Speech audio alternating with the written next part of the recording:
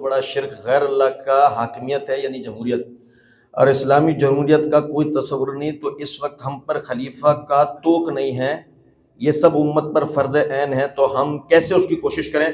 बहुत आसान है, ये तरह समझेगा बात को। मुझे बताएं कि किसी से बिरयानी छुड़वा देना आसान है या वोट?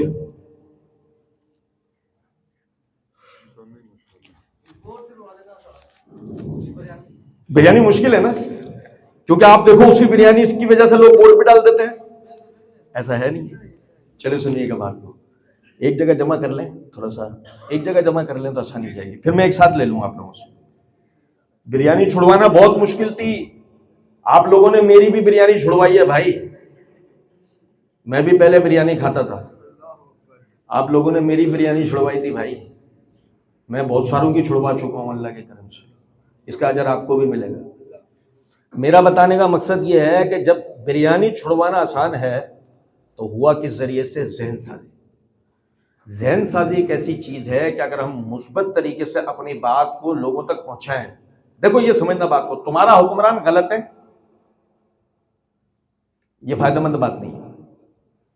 खुलफा राशिदीन का तरीका यह था, यह फायदेमंद बात है। लोगों को इतना ज्यादा खिलाफत राशिदा को बताएं और खिलाफत राशिदा का निजाम क्या था, उनकी मईशत क्या थी, उनकी माशरत क्या थी, उनका दिफाई निजाम क्या था, वो इबादतों की बजावरी किस तरह करवाते थे, वो गरीबों को सहारा किस तरह बनते थे, एक वेलफेयर स्टेट का इस्लाम में तस्वुर क्या है, सिक्योरिटी स्टेट किस तरह की होती है, ये सारी चीजें आप अगर खिलाफत राशिदा को लोगों को आहिस्ता आहिस्ता बताना शुरू करेंगे, लोग खुद ब खुद जमहूरियत से मुतनफिर होने के बाद खुद ही बगैर किसी खूनी इनकलाब के, बगैर किसी सिविल वॉर के, आप देखेंगे लोग जो ना इंशाल्लाह खिलाफत की तरफ आएंगे। समझ रहे हैं बात को या नहीं? इस्लाम किसी किस्म के खूनी इनकलाब का कायल नहीं है। हमेशा मेरी इस बात को याद रखिएगा, जो शख्स आपको खूनी इनकलाब की तरफ दावत देता हो समझ जाए गुमराह है, इंतहा दर्जे का गुमराह। क्योंकि मुसलमानों की जमीयत को तोड़ना, उन्हें बाहम लड़ाने की कोशिश करना कबीरा गुनाह है, चाहे वो किसी नाम पर क्यों ना हो, किसी नाम पर क्यों ना हो। नबी सल्लल्लाहु अलैहि वसल्लम की हदीस है, जब दो मुसलमान एक दूसरे पे तलवार निकाल कर आ जाए तो कातिल और मकतूल दोनों जहन्नमी है। साहबा ने पूछा अल्लाह के रसूल, यानी कातिल का तो समझ में आता है कि उसने एक मुसलमान को कत्ल कर दिया, ये मकतूल क्यों जहन्नमी है? तो फरमाया इन्नमा अरादा कतला लिसाहिबी, इसके सिवाय नहीं कि वो अपने साथी के कत्ल के इरादे से घर से निकला था। अब भाई बात समझ रहे हैं या नहीं? अब भाई बात समझ रहे हैं नहीं? भाई छोड़ दे, बात समझ रहे हैं नहीं?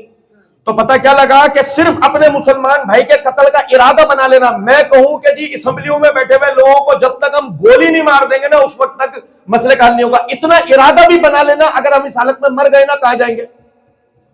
जहन्नम में जाएंगे, ये बात याद रखना। और वैसे भी हमें इस बात को समझना चाहिए, बहुत आसान है अगर हम समझना चाहें। जब तक हम नहीं चाहते टीवी घर में आता, जब तक हम नहीं चाहेंगे जमहूरियत भी नहीं आएगी। ये बात मेरी हमेशा याद रखना। टीवी के लिए लड़ाई नहीं की थी हमने, सिर्फ जहन साजी की थी। टीवी हमारे घरों में नहीं आया था। यकीन कर लें इस बात को कि जहन साजी एक ऐसी चीज है, मैंने आपसे अर्ज किया ना, किसी से बिरयानी छुड़वाना आसान बात नहीं है। यहां कैफियत क्या है, रखो और सिर्फ बोल दो गैर अल्लाह की न्याज है, पसंदीदा चीज रखो, महंगी तरीन चीज रखो, खाएगा? सवाल ही नहीं। एक मुत्तकी आदमी है, जाओ बाहर कार लेकर आओ, 1.5 करोड़ रुपए की कार हो, उसको बोलो बैंक के सूदी पैसे के जरिए लाया, तेरी है ले ले, लेगा? सूद है, नहीं लेगा। वजह सूद पे जहन साजी हुई है। आप खिलाफत पे लोगों की जहन साजी करो, ये कत्लो गारत की बातें फुला ये वो, ये इसके मैंने कहा ना, ये भी नाम लेने की जरूरत नहीं है। खिलाफत ये नाम लेने की जरूरत नहीं है। आप सिर्फ खुलफा राशिदीन का जो तरीका निजाम था ना, उनका निजाम सियासत, वो लोगों को बयान करना शुरू कर दो। देखो लोग किस तरीके से जो है खुद ब खुद इस खिलाफत राशिदा के निजाम की तरफ आते हैं। अच्छा, फिर वो आखिरी में एक शैतानी वसवसा रह जाता है, और वो ये कितने अरसे में आएगी भाई, कितने अरसे में आएगी? इतने सालों से तो हम देख रहे हैं, अभी तक नहीं आई। तो ये बात याद रखना, फज़क्किर इन्नमा अंता मुज़क्किर लस्ता अलैहिम बिमुसैतिर। नसीहत करो, तुम्हें नसीहत करने वाला बनाकर भेजा गया है, तुम्हें किसी भी काम का जिम्मेदार नहीं बनाया गया है कि अगर वो नहीं होगा तब तुम्हारी पकड़ होगी। नहीं, हाँ तुमने नसीहत नहीं की तो तुम्हारी पकड़ होगी। कुंतुम खैर उम्मतिन उखरिजत लिन्नास तामुरूना बिल मारूफ व तनहाउना अनिल मुनकर। हम बेहतरीन उम्मत है ही इस बात पे कि लोगों को बुराइयों से रोकेंगे और नेकियों का हुक्म देंगे। ये तो हमारा काम ये नहीं है कि वो आए। ये याद रखें, अहले सुन्नत का ये मनहज ही नहीं है। अहले सुन्नत का ये मनहज ही नहीं है कि वो खिलाफत की कोशिश करते रहें और खिलाफत लाने के लिए कुछ भी करें। नहीं, अहले सुन्नत का मनहज ये है वो खिलाफत के लिए कोशिश करें, आए ना तो अल्लाह का वयजलकुम खुलफाअल अर्ज़। ये कौन कहता है? अल्लाह कहता है। इन्नी जालुन फिल अर्ज़ खलीफा। ये कौन कहता है? अल्लाह कहता है। अम्मन युजीबुल मुस्तरा इज़ा दाअहु यक्शिफु सू वयजलकुम खुलफाअल अर्ज़। ये कौन कहता है? अल्लाह कहता है। पता यह लगा कि असल में निजाम अल्लाह लाता है। और उसने सूरह आल इमरान में हमें क्या उस्लूब बताया? हम उस कौम के हालात कभी नहीं बदलते जो अपने हालात खुद ना बदलना चाहे। आप खुद चाहते हो जी, तो सबसे पहले इस्लाम कहां नाफिज होगा? आपके अंदर। नजर आ रहा है? दाढ़ी कटी हुई है, इस्लाम लाएगा तू। सर नंगा है, इस्लाम लाएगा तू। पांचे टखनों से नीचे, इस्लाम लाएगा तू। बेपर्दा तेरी औरतें फिरती हैं, इस्लाम लाएगा तू। बच्चे तेरे आवारा है, इस्लाम लाएगा तू। फजर में तेरा पता नहीं होता, इस्लाम लाएगा तू। जिहाद के नाम सुनते तेरे को बोलता ग्लूकोज लगा दो, आज कुछ कमजोरी महसूस हो रही है, तू इस्लाम लाएगा। समझ में आ रही कुछ बातें? भाई ने सवाल किया, खुलफा राशिदीन के बाद हजरत मुआविया के दौर में मुल्कियत क्यों, और ये रिवायत के बनु उमैया सख्तगीर हुक्मरान है और पहला हुक्मरान मुआविया है, जवाब दें। देखिए, पहली बात तो ये, खुलफा राशिदीन के बाद हजरत मुआविया के दौर में मुल्कियत क्यों, सवाल करने वाला जरा जल्दबाजी कर गया कि वो ये समझता है कि खुलफा राशिदीन का हिंसा आकर अली रज़ी अल्लाह तआला अन्हु पे खत्म हो जाता है। ये गलती कर गया। और अगर ऐसा ही है तो जरा जाके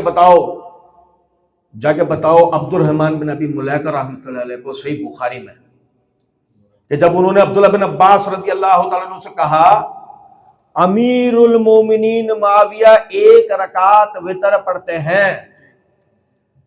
और भाई सही बुखारी में इमाम बुखारी रहमतुल्लाह अलैह ने जहां मनाकिब मुआविया रज़ी अल्लाह तआला अन्हु का बाब कायम किया है, वहां ये हदीस लेकर आए। दूसरे नंबर पे क्या कह रहे हैं वो? अब्दुर्रहमान बिन अबी मुलैका रहमतुल्लाह अलैह अब्दुल्लाह बिन अब्बास रज़ी अल्लाह तआला अन्हु से कहते हैं अमीरुल मोमिनीन मुआविया एक रकात वितर पढ़ते हैं। उन्होंने जवाब में कहा असहाब इन्नहु फकी। सही करते हैं, वो तो खुद फकी है, वो सबसे बड़ा आलिम है। तो ये हमारा कहना है कि जी खुलफा राशिदीन के बाद हजरत मुआविया, वो तो खुद खुलफा राशिदीन में।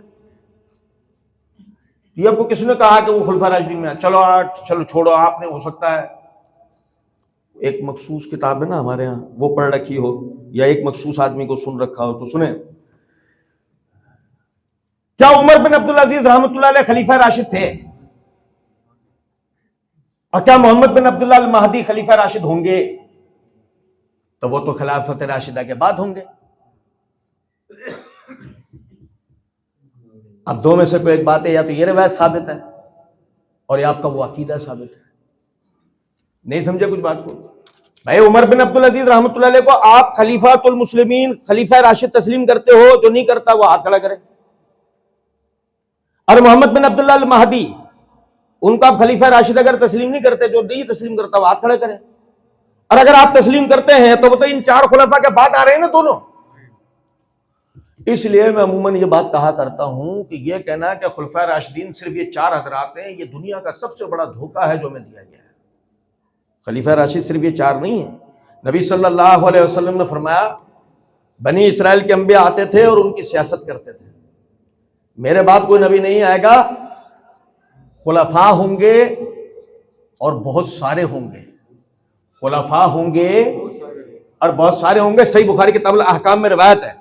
और सही मुस्लिम के अंदर हदीस है, नबी अकरम सल्लल्लाहु अलैहि वसल्लम ने फरमाया ये दीन उस वक्त तक गालिब रहेगा जब तक 12 खुलफा होंगे। कितने? 12। अब सुनो जरा बात को, 4 निकाले बचे 8, उमर बिन अब्दुल अजीज निकाले बचे 7, मोहम्मद बिन अब्दुल्लाह अल महदी निकाले बचे, हसन निकाले, बकिया 5 आप पे छोड़े। जिसे दिल करे जिसे दिल करे इन 5 के अंदर दाखिल कर दें। खुलफा दाखिल तो करेंगे ना कि अल्लाह के रसूल की हदीस है। ये आपका मेरा बना हुआ हिंसा नहीं है 4 का, ये अल्लाह के रसूल का बतावा 12 का है। आपके ऊपर छोड़ा बकिया 5 आप ले आओ, जिसे आप कहोगे हम तस्लीम कर लेंगे, हमें कोई मसला ही नहीं। भाई ने सवाल किया, अम्मार बिन यासिर का कत्ल करने वाली जमात बागी है और अम्मार बिन यासिर को किसने कत्ल किया, किस जंग में हुई और हजर बिन अदी का कातिल कौन है? देखिए मेरे भाई, अम्मार बिन यासिर को कत्ल करने वाली जमात बागी, आपने क्वेश्चन मार्क लगाया, इसका जवाब है हाँ। आपने यानी सवाल लिख के आगे क्वेश्चन मार्क लगाया है हाँ, बागी जमात है, क्योंकि हदीस में अल्फाज है तक़्तुलुहुल फ़ियतुल बागिया, तुझे बागी जमात शहीद करेगी, तो वो बागी है। आपने कहा और अम्मार बिन यासिर को किसने कत्ल किया, ये नहीं जानता कोई भी, इस हवाले से कोई सही रिवायत नहीं आती है। ठीक है, किस जंग में हुई, सिफ़ीन में हुई। और हजर बिन अदी का कातिल कौन है? हजर बिन अदी को तो गवर्नमेंट ने कत्ल किया था, क्योंकि हजर बिन अदी एक मुफसिद आदमी था। नहीं, मुफसिद आदमी को गवर्नमेंट क्या करती है, जब उसको वार्न करती है नहीं मानता कत्ल करवा देती है ना उसको। हजर बिन अदी एक मुफसिद आदमी था। आप में से जो शख्स हजर बिन अदी को सहाबी मानता है वो उसके सहाबे की दलील दे। कौन कहता है? राफसियों के अलावा तो कोई भी इसको सहाबी नहीं मानता, ये तो एक मुफसिद शख्सियत था। भाई ने सवाल किया, मिर्जा इंजीनियर ने जो बयान ईसाइयों के हवाला देकर नबी सल्लल्लाहु अलैहि वसल्लम के बारे में दिया, क्या वो इर्तिदाद है? देखिए मेरे भाई, मेरी बात को समझिएगा। मिर्जा इंजीनियर के ना दूसरे ऐसे गुमराहकुन अकायद हैं जिनकी वजह से हम मिर्जा को बिदअती मानते हैं और बाद अकायदों में मुशरिक मानते हैं। लेकिन ये जो टीएलपी ने उनके खिलाफ जो एफआईआर कटाई है ना मिर्जा साहब के खिलाफ, और जो इल्जाम उनके ऊपर लगाया है, ये महज सीनाजोरी है। ये बात उस तरह नहीं है जिस तरह बताई जा रही है। उसने सामने वाले का अकीदा जिक्र किया है और अपनी बदतमीजी वाले स्टाइल के अंदर जब बताया तो वो बज़ाहिर ऐसा लगा कि खुद इसका भी शायद ऐसा कोई अकीदा है। नहीं, ऐसा नहीं है। अल्लाह ताला कुरान मजीद में फरमाते हैं, एदलु हुवा अक़रबु लित्तक़वा, इंसाफ किया करो, यही परहेजगारी के करीब तरीन ले जाने वाली बात। एक आदमी में जो गलत बात है उसका बयान करो, लेकिन एक आदमी ने जो गलती की नहीं है उसकी तरफ इंतसाब करना, ये तो उसमें तोहमत लगाना है ना। उसने ये बात नहीं की। और मैं अमूमन एक बात कहा करता हूं, एफआईआर कटवानी है तो और बातें हैं ना, मैंने बताई, वो है ना कटवाने वाली बात, उस पर एफआईआर कटवाओ। 295C पक्की लगेगी जब खताउल अंबिया का अकीदा रखा है। लेकिन हम भी जानते हैं वो एफआईआर कटवाने वाले कौन लोग थे और उनका मकासद क्या थे। एक इशारा दे रहा हूं तहकीक का आपको। सियासत की जबान में कहा जाता है, सियासत से मेरी मुराद हमारे पापे चाय वाली जमहूरियत है, ठीक है। तो जमहूरियत के अंदर एक बात कही जाती है कि जब आदमी जेल में पहुंच जाता है ना तो लीडर बन जाता है। जब आदमी जेल में पहुंचा दिया जाए तो समझो अब इसको लीडर बनाया जा रहा है। तो आप समझ जाएं कि मैं क्या इशारा आपको दे रहा हूं। अच्छा जी, भाई ने सवाल किया कि क्या मिर्जा को सरकारी सरपरस्ती हासिल है? नहीं, मिर्जा को 3 मखसूस मज़ाहिब की जो है सरपरस्ती हासिल है, मुल्हिदीन की, सेक्युलर तबकात की और रवाफिज की। इसके हमारे पास सबूत है। मुल्हिदीन, सेक्युलर तबकात जिसमें फेमिनिस्ट वगैरह, लाल रुमाल तहरीक वाले और जितने भी ये, और तमाम रवाफिज की इसको जो है इस वक्त सपोर्ट हासिल है, ठीक है। और वो भाई हमारे बड़े सादा लोग हैं जो अब तक समझते हैं नहीं मिर्जा बड़ा अहले सुन्नत का मुकदमा लड़ा है। मिर्जा अहले सुन्नत का मुकदमा नहीं लड़ा, ये राफजियत का प्रचार कर रहा है। भाई ने सवाल किया कि मिर्जा का असल मकसद क्या आवाम में राफजियत को दाखिल करना है? जी हाँ, ये अभी मैंने पूरी वीडियो में अपनी पूरे इसमें दर्स बताया है। सोशल मीडिया पर लिबरल और कादियानी मिर्जा की बहुत हिमायत करते हैं, इसलिए कि उन्हीं का काम कर रहा है ना, उनका काम कर रहा है तो वही हिमायत करेंगे। अब देखो ना, हम अभी भाइयों ने इल्जाम लगाया ना कि तुमने सारा तो उसी के ऊपर दिया ही हो, तो मैं इल्जाम लगाया इसलिए कि जी हमारा मुकदमा थोड़ी लड़ रहा है वो, बल्कि हम तो देख रहे हैं वो हमारे भाइयों को गुमराह कर रहा है, और जो उसका मुकदमा लड़ रहे हैं वो इसलिए लड़ रहे हैं कि उन्हीं के लिए काम कर रहा है। यह है मामला। भाई ने कहा कि इलाहाद के रद्द पर आप साइंटिफिक टर्म्स के साथ सीरीज बनाएं और अपलोड करें। इलाहाद इस दौर का सबसे बड़ा मसला है। ये जिस भाई का सवाल है, मैं उसके इत्मीनान के लिए एक बात बताता हूं कि अगर वो हमारा चैनल जो है वो इस वक्त फॉलो कर रहा है तो उसके इल्म में होगा कि हमने जावेद अहमद गामदी के अफकार के जवाब शुरू किए हैं, और बर्रे सगीर पाक व हिंद में जिस शख्स ने इलाहाद का एक बड़े ही सलीके तरीके से दरवाजा खोला है वो जावेद अहमद गामदी।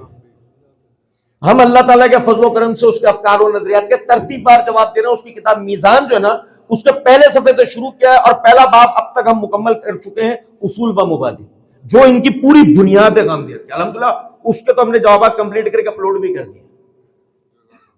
आप भाइयों की दुआ शामिल हाल रही, अल्लाह रब्बुल इज्जत ने तौफीक दी तो A to Z जैसे मिर्जा साहब के नजरियात के जवाब दिए उस तरह गांधी साहब के भी देंगे।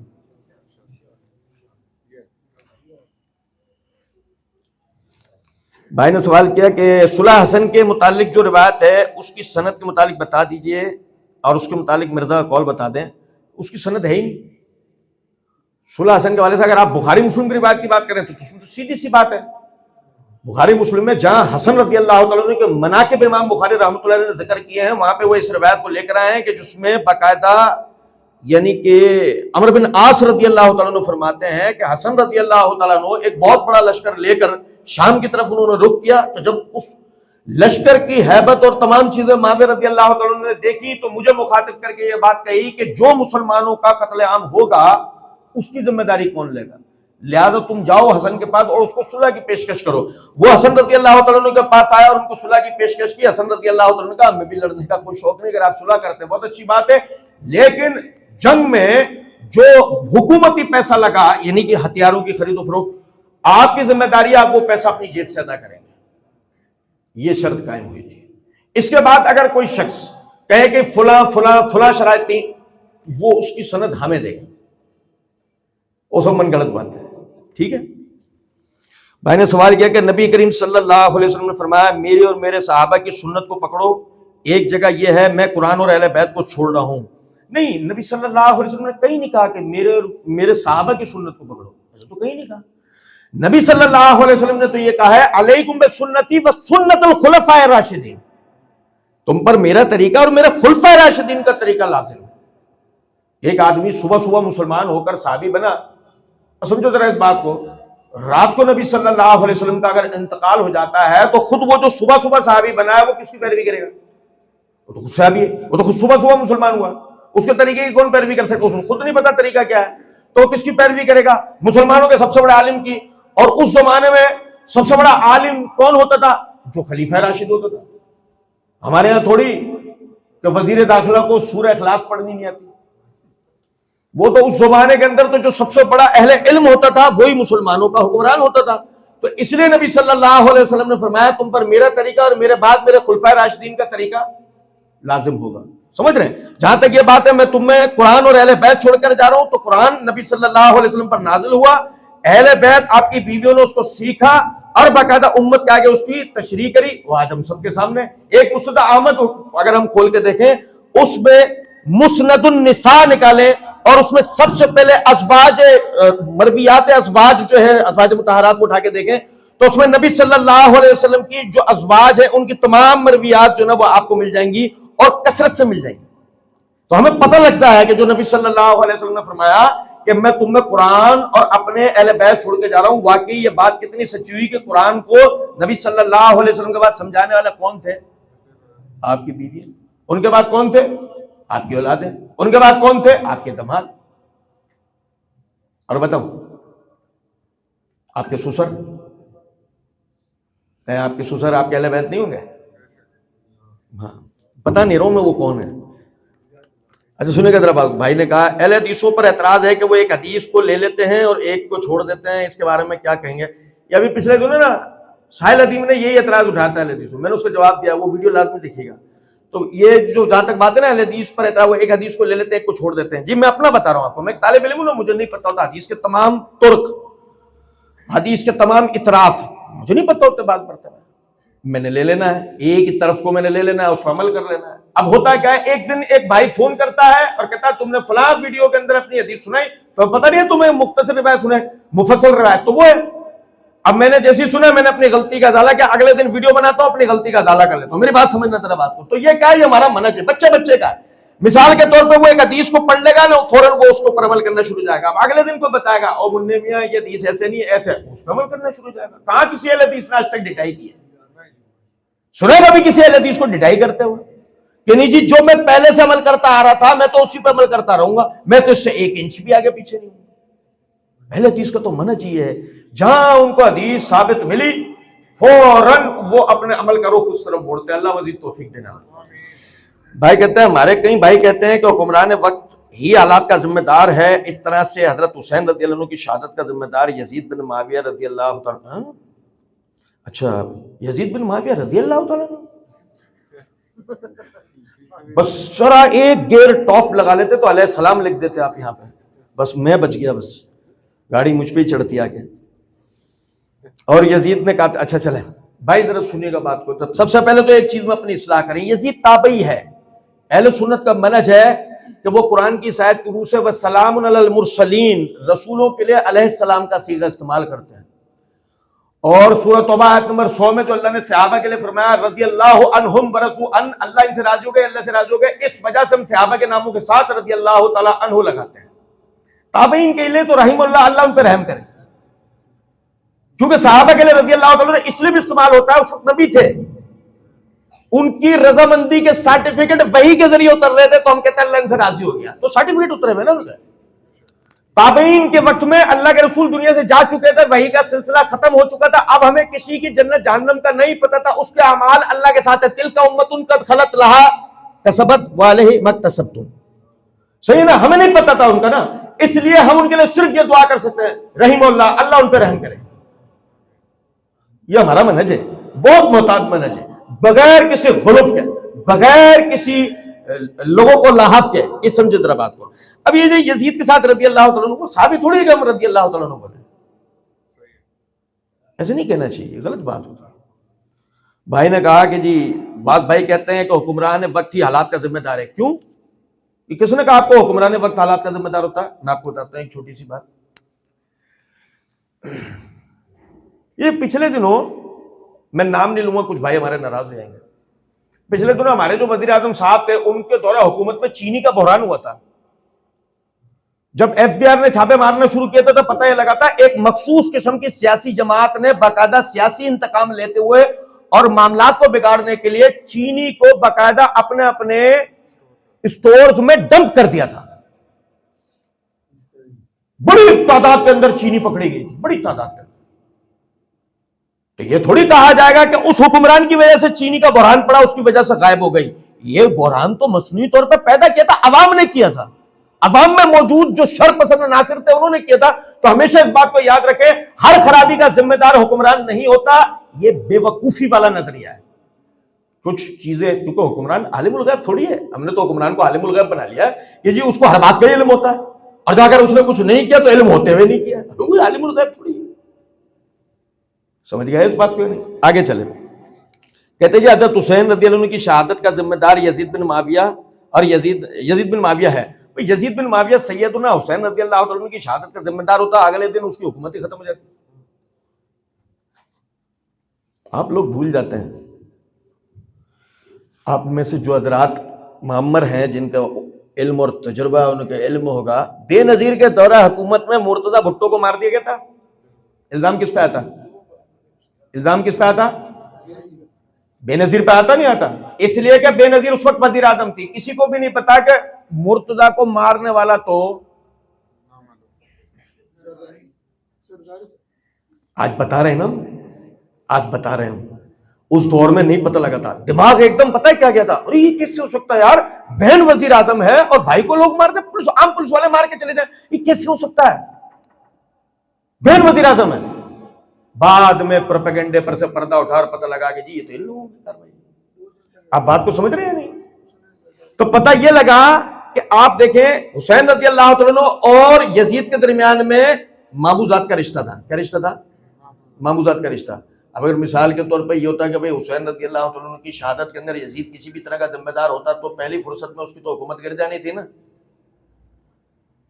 लेकिन असल में हुसैन रज़ी अल्लाह तआला अन्हु की शहादत के यजीद की जिम्मेदारी नहीं है, बल्कि वो एक मुफसिद टोला था, जिसने पहले उस्मान रज़ी अल्लाह तआला अन्हु को शहीद किया, बाद में अली रज़ी अल्लाह तआला अन्हु को शहीद किया, बाद में हसन रज़ी अल्लाह तआला अन्हु को जख्मी किया, बाद में हुसैन रज़ी अल्लाह तआला अन्हु को शहीद किया, बाद में अब्दुल्लाह बिन जुबैर रज़ी अल्लाह तआला अन्हु को शहीद किया। पकड़े गए यजीद ने कातिलों से बदला क्यों नहीं लिया? आप यकीन करें, आप मुझे बताएं कातिल कौन थे, मैं यजीद से बदला दिलवाता हूं। आप में से कोई भाई अगर जानता है ना कातिलों को, फुला कातिल थे, अब मुझे बताएं, मैं यजीद को बदला लेता हुआ नहीं दिखाऊं तो जो चोर काल वो मेरा। आपने दिखाने क्या है? कातिल दिखाना। भाई ने कहा कि सीरत और कुरान की तफसीर पढ़ना चाहता हूं तो बता दे कि तफसीर पढ़नी चाहिए और सीरत की बुक भी कौन सी पढ़ूं। देखें, तफसीर इब्ने कसीर पढ़ें लाजमी। अगर आप कुरान की तफसीर पढ़ना चाहते हैं, उसमें जो चीज आपको समझ में नहीं आती, आप उलमा से रुजू करके उनसे सवाल क्या करें, उनसे पूछा करें, ठीक है। कुरान का हाशिया कभी भी नहीं पढ़ना चाहिए, और जदीद तफसीर कोई भी उठा के उस वक्त तक नहीं पढ़नी चाहिए जब तक आपने असलाफ में से किसी एक की तफसीर ना पढ़ लियो। उसके बाद आप जदीद तफसीरें पढ़ें उलमा से रुजू करते हुए, कोई मसला नहीं। हमारे यहाँ बहुत सारी जदीद तफसीर है ना, वो इस मनहज पे लिखी गई है कि उसमें अल्लाह की सिफात की तावीलात की गई हैं, उसमें मौजज़ात की तावीलात की गई हैं, कितनी उसमें साइंटिफिक जो मामलात थे उनको तावीलात की नजर करके उनका बेड़ा गर्क कर दिया गया। एक साहब तो हमारे यहाँ पोर्टल खोले बैठे रहते हैं ना, तो जब चाहते हैं मिल्की वे में कहीं भी चले जाते हैं, ऐसे ही है ना भाई। अच्छा चलें, सीरत के अंदर सबसे आसान तरीन किताब जो अर्रहीकुल मख्तूम है, वो एक नावल तर्ज पे लिखी हुई किताब है। हर भाई को उस किताब का मुताला करना चाहिए, और उसके बाद तो आप सीरत की जो चाहें किताब पढ़ लें, समझ लें कि वो आपकी बेसिक बना देगी। अर्रहीकुल मख्तूम अगर आप पढ़ते हैं वो आपकी बेसिक बना देगी, उसके बाद आप जो सीरत पे चाहें किताब पढ़ें, कोई मसला नहीं। भाई ने कहा अगर हम खिलाफत के लिए जिद्दोजहद करें तो अपने उठा लेते हैं, जैसे इंजीनियर नवेद भट्ट, और आज के दौर में कैसे काम करें क्योंकि जान का खतरा भी होगा। अच्छा भाई सुने जरा इस बात को, समझिएगा जरा बात को। ये मैंने इतनी देर खिलाफत की बात की, मुझे ये डर क्यों नहीं लगा कि अपने उठा लेंगे?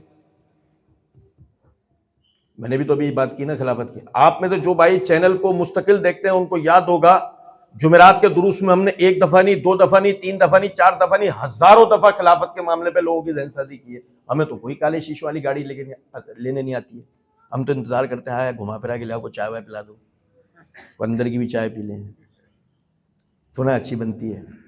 और नहीं समझ में आ रही कुछ बात या नहीं? उसकी वजह यह है, आप समझें ये आपके भाई हैं, जिनको आप अपने कह रहे हो ना, ये आपके भाई हैं। इनका आपसे सिर्फ मसला ये है कि जहां आपसे उनको खारजियत की बगावत की बू आ रही होगी ना, वहां वो आपको उठाएंगे, वरना उनको आपसे क्या ताल्लुक नंबर करने के लिए बहुत सारे काम है। इंडिया के जहाज गिराने अभी बाकी है, 4-6 रह गए। हाँ, आपको क्या पता सरहदों पे क्या चल रहा है? आपको क्या पता अभी हमारे पास कितने पायलट हैं, इंडिया के अभी कितने पायलट हैं मौजूद, आपको क्या पता उनके लिए क्या क्या मामला बैनुल अक़वामी तौर पे चल रहे हैं। तो हमारे वाले बहुत मसरूफ हैं आजकल, हमारे वाले सऊदिया को असला दिलवा रहे हैं, हमारे वाले कतर को असला दिलवा रहे हैं, पता नहीं क्यों दिलवा रहे हैं। न्योम सिटी बनाने वाला, मैं ऐसे ही एक इजाफी बात कर रहा हूं, आपको एक तहकीक का नुक्ता दे रहा हूं। हमारे यहां बहुत सारे लोग बैनुल अक़वामी खबरों के चैंपियन बनते हैं ना खुद को।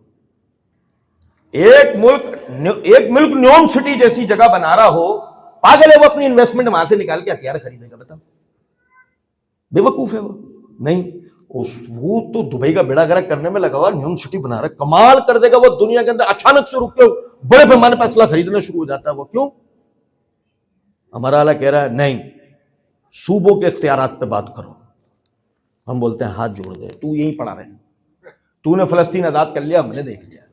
नहीं समझे कुछ बात को? तो बहुत सी चीजें ऐसी होती हैं जिनमें हमारी जो ना, देखे, गैर मोहतात गुफ्तगू और ऐसी गैर मोहतात बातें जिससे भाइयों की गलत जहनसाजी हो, सिविल वॉर की कैफियत बने, मुल्क में इंतशार का मामला हो, एक दूसरे से दस्तों गिरबा हो, हम सियासतदानों के खिलाफ अवाम को उकसाएं, हम फौज के खिलाफ अवाम को उकसाएं, हम उलमा के खिलाफ अवाम को उकसाएं, हम सियासी कायदीन के खिलाफ अवाम को उकसाएं, तो ये क्या कैफियत है? ये सर पटोल की कैफियत है। एक वक्त में अफगानिस्तान आप पे नजर रख के बैठा है, दूसरे वक्त में ईरान आप पे नजर रख के बैठा है, तीसरे वक्त में इंडिया आप पे नजर रख के बैठा है, चौथे वक्त में अमेरिका आप पे नजर रख के बैठा, पांचवें वक्त में तो वो कोने में से तो इसराइल भी झांक रहा है, उचक उचक के, तो वो भी देख रहा है क्या कर रहा है, ये क्या कर रहा है, जहाज गिरा रहा है।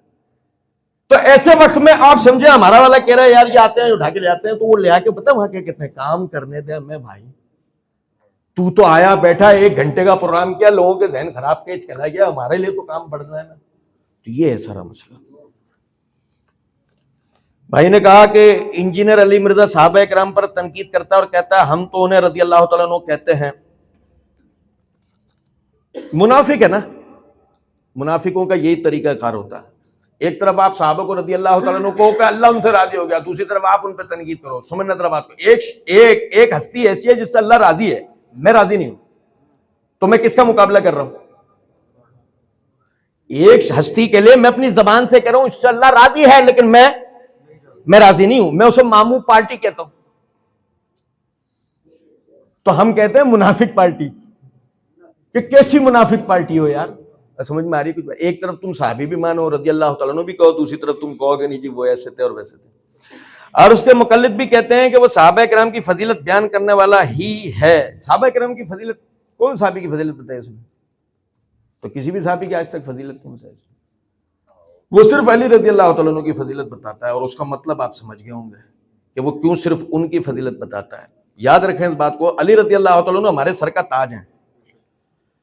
हम सही मुस्लिम की हदीस के तहत ये बात कहते हैं कि जो शख्स अली रज़ी अल्लाह तआला अन्हु की फजीलत का कायल नहीं है वो शख्स गुमराह, बिदअती और मुनाफिक है। कि नबी सल्लल्लाहु अलैहि वसल्लम ने फरमाया अली से मोहब्बत नहीं करेगा मगर मोमिन, अली से नफरत नहीं करेगा मगर मुनाफिक। समझे मेरी बात को? तो मसला ये नहीं है, मसला इससे है कि अली क्या कहते हैं। अली कहते हैं हम नबी सल्लल्लाहु अलैहि वसल्लम के जमाने में सबसे अफजल अबू बकर को जानते थे। कौन कह रहा है? हम नबी सल्लल्लाहु अलैहि वसल्लम के जमाने में सबसे अफजल अबू बकर को जानते थे, और अबू बकर के बाद उमर को जानते थे। मोहम्मद बिन हनफिया कहते हैं मुझे लगा तीसरे नंबर पर अपना नाम लेंगे, तो कहने लगे मैं तो आम इंसानों में से एक इंसान हूं, मैं तो आम इंसानों में से, ये उनकी इनकिसारी थी, मैं आम इंसानों में से एक इंसान हूं। बताया क्या है? बताया ये है कि मेरी फजीलत पे बात बाद में करना, पहले ऐसे है ना, पहले इन हजरात के ऊपर बात करना। और आप देखें अलमिया यहां पे हमारे साथ ये हो चुका है, हम कहां अबू बकर उमर की फजीलत पे बात करें। हम तो ये कहते हैं भाई छोड़ो इनकी फजीलतों को, पहले उमूमी तौर पे सहाबा की फजीलत को मान लो। ये सहाबी होना आम इंसानों जैसा नहीं होता कि अल्लाह कहता है वइज़ा कील लहुम आमिनु कमा आमन अन्नास, या जैसे अल्लाह कहता है फ़इन आमनु बेमिस्लि मा आमनतुम बे फ़क़द इहतदौ, अगर तुम सहाबा किराम की तरह ईमान लेके आ जाओगे तो तुम हिदायत पा जाओगे। भाई ने सवाल किया कि इस इख्तलाफ को मुनाफकत या बिदअत कहें, ऐसे नजूर क्या कहें? मैंने बताया ये मुनाफकत है। भाई ने कहा हनफियों की राय है कि ज़ईफ की इस्तिलाह बाद में आई है तो उनकी हर बात दुरुस्त है। इमाम मालिक रफ़ल-ए-दैन नहीं करते थे, तो क्या दलील देंगे आप रफ़ल-ए-दैन पर? देखो पहली बात भाई ने की कि हनफियों की राय है कि ज़ईफ की इस्तिलाह बाद में आई है। ये ऐसा हनफी अहले इल्म हज़रात तो नहीं कहते, मैंने तो किसी के मुंह से नहीं सुना। वो जो इनके चाइना वाले, चाइना से आया हुआ नया माल है ना मुनाजरों का, 3 महीने जिनकी वारंटी है, तो वो लोग करते हैं ये वाली बात। मैं आपको इसकी मिसाल देता हूं। इमाम अबू हनीफा रहमतुल्लाह अलैह कहा करते थे इज़ा साहल हदीस फहुवा मज़हबी, जब हदीस सही साबित होती है तो मेरा मजहब है। तो इमाम अबू हनीफा क्या बताना चाह रहे हैं? हदीस सही या ज़ईफ होती है, ये तो हनफियों का मनहज है। पता नहीं कि नए कोई निकल के आए तो हदीस ज़ईफ बात में। ये दूसरी बात यह है कि वो कहा कि इमाम मालिक नमाज में रफ़ल-ए-दैन नहीं करते थे। आप समझे जरा इस बात को, अगर इमाम मालिक नमाज में रफ़ल-ए-दैन नहीं करते थे तो इससे एक हनफी को क्या मसला होगा? नहीं समझे बात को? अगर इमाम मालिक नमाज में रफ़ल-ए-दैन नहीं करते थे, एक हनफी को उससे क्या मसला? अगर इमाम मालिक नमाज में रफ़ल-ए-दैन नहीं करते थे, एक शाफी को क्या मसला? अगर इमाम मालिक नमाज में रफ़ल-ए-दैन नहीं करते तो एक हंबली को क्या मसला? क्योंकि क्या कोई हनफी इमाम मालिक की तकलीद करता है? क्या कोई शाफी इमाम मालिक की तकलीद करता है? नहीं करता। मुअत्ता इमाम मालिक के इस वक्त छपी हुई मुतरज्जिम हालत में 3 नुस्खे हैं। यहया बिन यहया मसमूदी का नुस्खा, इब्न अल कासिम का नुस्खा और मोहम्मद बिन हसन शहबानी का नुस्खा। मुतरज्जिम 3 है, ठीक है? तीनों उठा के देख लें, तीनों के अंदर रिवायत मौजूद है कि अब्दुल्लाह बिन उमर रज़ी अल्लाह तआला अन्हु फरमाते हैं नबी सल्लल्लाहु अलैहि वसल्लम जब नमाज शुरू करते रफ़ल-ए-दैन करते, जब रुकू जाते रफ़ल-ए-दैन करते, जब रुकू सर उठाते तो इमाम मालिक अपना ही तो अमल लाए, क्योंकि तर्क रफ़ल-ए-दैन की तो कोई रिवायत नहीं लाए। तो इमाम मालिक अपना ही तो अमल लाए। मसलन रफ़ल-ए-दैन करने की रिवायत जिक्र करेंगे और खुद रफ़ल-ए-दैन नहीं करेंगे, तो फिर वो अपनी कोई दलील जिक्र करेंगे ना रफ़ल-ए-दैन। और तीनों, अच्छा मजे की बात, मोहम्मद बिन हसन शहबानी इमाम अबू हनीफा के भी शागिर्द थे,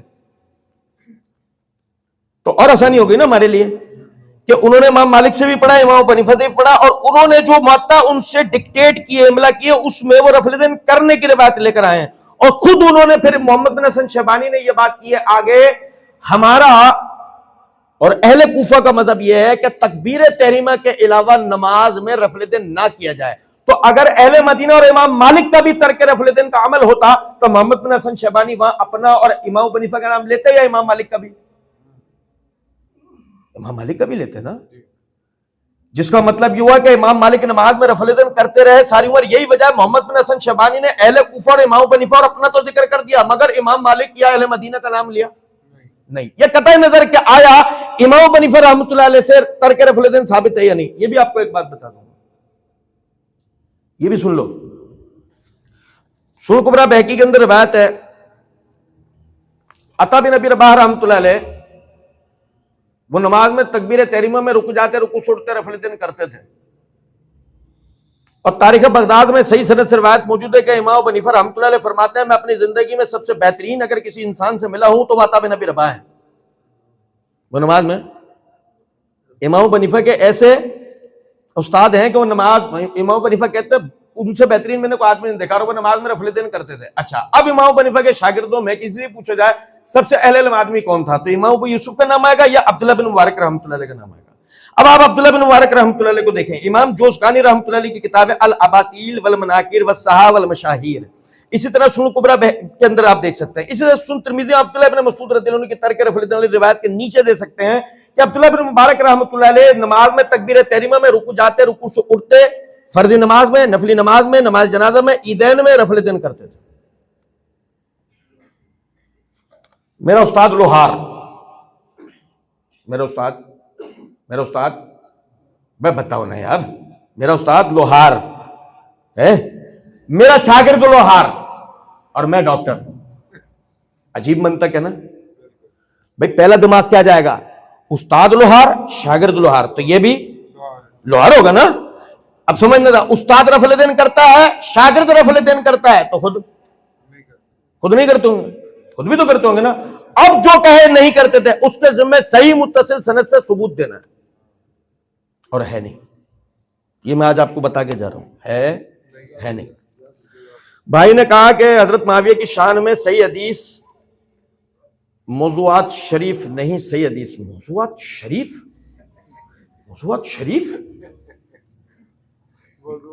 यकीन करें आप, मुबालगा करके किसी दिन चरस शरीफ मत कह दीजिएगा, हेरोइन शरीफ, भंग शरीफ। आपको पता है मौज़ूआत इल्म मुस्तलहुल हदीस में मन घड़त रिवायत को कहा जाता है, तो वह शरीफ कहां से होगी, वो तो मकरूह होगी। और नहीं समझे कुछ बात को, जब मिर्जा कुछ भी रट्टा मार दे आप भी साथ साथ मत मार दिया करो, वो तो जाहिल है, आप थोड़ी हो। वो कह देता है मौज़ूआत शरीफ, आप भी साथ साथ कह देते हो मौज़ूआत शरीफ। भाई मौज़ूआत शरीफ नहीं कहना चाहिए, तो इल्म इस मुस्तलहुल हदीस की बेहुरमती है, ये इल्म की बेहुरमती है। इससे पता लगता है आप एक निरे जाहिल आदमी है, यकीन करें इस बात। तो ये जो लिखा है हज़रत मुआविया की शान में सही हदीस मौज़ूआत शरीफ नहीं, सही हदीस। मैं आपको सही हदीस बताता हूं, सही मुस्लिम के अंदर रिवायत है, बल्कि देखिए मैं आपको पढ़ के सुनाता हूं, मुझे जरा सिर्फ 1 मिनट दीजिएगा, ठीक है? अल्लाह रहम करेगा इंशाअल्लाह। सुने भाईजान, सही मुस्लिम हदीस नंबर 2701 अपने पास लिख लें। सही मुस्लिम के अंदर हदीस नंबर 2701 है। अबू सईद खुदरी रज़ी अल्लाह तआला अन्हु फरमाते हैं कि एक दिन मुआविया रज़ी अल्लाह तआला अन्हु ये मस्जिद के अंदर आए, हम एक हल्का बनाए बैठे हुए थे। फकाला मा अजलसकुम, तुम यहां क्यों बैठे हुए? भाई फजूल मस्जिद में दुनियादारी के लिए बैठना जायज नहीं है ना। तो मुआविया रज़ी अल्लाह तआला ने कहा तुम यहां पर क्यों बैठे हो? उन्होंने कहा जलसना नज़्कुरुल्लाह, हम अल्लाह के जिक्र के लिए यहां बैठे हुए हैं। अल्लाहू नहीं, तौहीद का बयान, एक दूसरे को तौहीद सिखाना, ईमानियात सिखाना, इसका मतलब अल्लाहू नहीं होता, ठीक है? हम यहां पर बैठ, जलसना नज़्कुरुल्लाह ताला अल्लाह मा अजलसकुम इल्ला ज़ाक, अल्लाह की कसम खाओ तुम इसलिए बैठे हो यहां, अल्लाह की कसम खा के कहो तुम लोग इसीलिए बैठे हो यहां। कालू वल्लाहि मा अजलसना इल्ला ज़ाक, तो कहा अल्लाह की कसम हम इसलिए यहीं बैठे हैं हजरत, कोई ऐसी बात नहीं। जवाब के अंदर का अम्मा इन्नी लम अस्तखलिफकुम तुहमतुल लकुम, बुरा नहीं मानना मेरे भाइयों, मेरा इरादा तुम पे कोई तोहमत लगाने का नहीं था, मगर बात यह है कि तुम्हें भी पता है नबी सल्लल्लाहु अलैहि वसल्लम की अहादीस और आपसे मंसूब शुदा किसी बात को मैं कितने मोहतात होकर सुनता और बयान करता हूं। सही मुस्लिम हदीस नंबर 2701 ध्यान में रख ले। कह रहे हैं मेरे भाइयों, तुम्हें अच्छी तरीके से पता है कि नबी सल्लल्लाहु अलैहि वसल्लम से मंसूब कोई भी बात सुनने या करने में मैं थोड़ी सी एहतियात बरतता हूं। क्या हदीस है नबी सल्लल्लाहु अलैहि वसल्लम की? मन कज़्ज़बा अलैया मुतअम्मिदन फलियतबव्वा मक़अदहु मिनन नार। जिस शख्स ने जानबूझकर मुझ पर झूठ बांधा उसने अपना ठिकाना। मुआविया अहले तकवा में से थे ना, डर था ना अल्लाह का। सुने, कहते हैं कि हुआ यह था कि एक दिन हम असहाब, नबी सल्लल्लाहु अलैहि वसल्लम के असहाब, हम एक मस्जिद में बैठे हुए थे। यार तवज्जो सुनना, फिर कहोगे मुआविया के फजीलत में कोई सही हदीस नहीं। हालांकि हदीसें तो वो भी हैं जिनको जहलम वाले इमाम साहब ज़ईफ कह रहे हैं, मगर मैं अमूमन एक बात कहा करता हूं, लोहे के चने तो आदमी चबा सकता है, उनको ज़ईफ साबित कर सकता है। अल्लाह का बड़ा करम है, जो साबित शुदा रिवायत है उनकी बात हो रही। तो वह कहते हैं कि असल एक दिन हुआ यह था कि नबी सल्लल्लाहु अलैहि वसल्लम इसी तरह मस्जिद में तशरीफ लाए थे और हम नबी सल्लल्लाहु अलैहि वसल्लम के साहबा हल्का बनाए बैठे हुए थे। ऐसे ही नबी सल्लल्लाहु अलैहि वसल्लम ने हमसे पूछा, तुम लोग यहाँ किस लिए बैठे हो? तो हमने भी इसी तरह कहा था, हम अल्लाह के जिक्र और उसकी तारीफ करने के लिए यहाँ पर बैठे हैं कि अल्लाह हमारी हिदायत के अंदर इजाफा करे, अल्लाह में इस्लाम पे हिदायत दे, इसके ऊपर। और जो अल्लाह ने हम पर हिदायत की नेमत की, तो नबी सल्लल्लाहु अलैहि वसल्लम ने भी हमसे यही बात कही थी कि मैं तुम्हें अल्लाह की कसम देता हूँ, सच बताना क्या तुम मस्जिद में इसीलिए बैठे हो? तो हमने यही हम पर भी वक्त था कि हमने कसम खा के कहा था, अल्लाह के रसूल हम इसीलिए बैठे हैं। तो नबी सल्लल्लाहु अलैहि वसल्लम ने यही जुमला कहा था कि देखो मैं तुम पर कोई तोहमत नहीं लगाना चाहता था। हुआ ये था, आतानी जिब्राइल फअखबरनी, जिब्राइल अभी आए थे, उन्होंने मुझे ये खबर दी, इन्नल्लाह अज़्ज़ा व जल्ला युबाही बिकुमुल मलाइका, कि असल में तुम लोगों की इस मजलिस पर अल्लाह अपने फरिश्तों के आगे फख्र कर रहा है। कौन है मजलिस में बैठे हुए दीगर असहाब के साथ?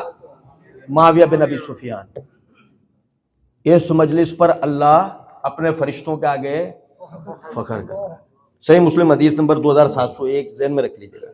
तो और भी दूसरी सही हदीस है, इस पर मेरी एक पूरी वीडियो जो है वो मौजूद है। क्या फजाइल मुआविया साबित नहीं है, वो आप देख सकते हैं वीडियो में। बनु उमैया के मिंबरों पर मौला अली पर लानत क्यों करवाई जाती थी? क्या ये बुग़्ज़ अली है या खिलाफत की चाहत? ये जिसने भाई ने तहरीर लिखी है वो ज़ैद बिन हारिसा रज़ी अल्लाह तआला अन्हु को जानता है? तो हाथ खड़ा करे। कोई मसला नहीं भाई, इल्मी मजलिस है, हाथ खड़ा कर लें, कोई मसला नहीं। ठीक है भाई, ज़ैद बिन हारिसा रज़ी अल्लाह तआला अन्हु को जानते हैं आप? जानते हैं ना? नबी सल्लल्लाहु अलैहि वसल्लम के आजाद करदा गुलाम थे और नबी अकरम सल्लल्लाहु अलैहि वसल्लम ने जब आपको यह पता लगा वो अपने वालिदैन से बिछड़ चुके हैं, नहीं जानते उनके माँ बाप कहाँ हैं, इस खित्ता हिजाज में उनका खानदान का कोई शख्स नहीं है, लावारिस बच्चा है, आपने उनको गोद ले लिया था पुरानी जाहिली रस्म के मुताबिक, कि पहले बच्चे गोद ले लिया जाते थे ना, उनको अपनियत का दर्जा दे दिया था, आपने उनको गोद ले लिया था। इस दर्जे उन्हें प्यार दिया, इस दर्जे उन्हें शफकत दी, इस दर्जे के अहले अर्ब जो है ना उन्हें ज़ैद बिन हारिसा की बजाय ज़ैद बिन मोहम्मद कहना शुरू हो गए सल्लल्लाहु अलैहि वसल्लम। तो समझे जरा इस बात को, ज़ैद बिन हारिसा का कितना बड़ा मकाम होगा? होगा होगा नहीं? आप उनकी फजीलत के कायल है? कायल है ना? सुनना, मेरी बात सुनना जरा ना। सही बुखारी के अंदर हदीस है कि नबी सल्लल्लाहु अलैहि वसल्लम ने, जहां आप ये देखेंगे कि इमाम बुखारी रहमतुल्लाह अलैह ने फजाइल असहाबुन नबी की किताब कायम करके फजाइल अमीरुल मोमिनीन अली बिन अबी तालिब रज़ी अल्लाह तआला अन्हु जिक्र किए, उसमें तीसरी चौथी यही रिवायत है जो मैं आपको पढ़ के सुना रहा हूं कि नबी सल्लल्लाहु अलैहि वसल्लम ने अली रज़ी अल्लाह तआला अन्हु को मुखातिब करके फरमाया, ए अली, तेरी मेरे साथ मिसाल बिल्कुल इस तरह है जैसी मूसा की हारून के साथ थी, मगर मेरे बाद कोई नबी नहीं होगा। और ज़ैद बिन हारिसा की तरफ देख के कहा, अंता अखूना व मौलाना, तू हमारा दीन में भाई और मौला है। ठीक है, ठीक है। क्या कभी आपने ज़ैद बिन हारिसा रज़ी अल्लाह तआला अन्हु को मौला कहा है या सुनी ये हदीस आज पहली दफा है?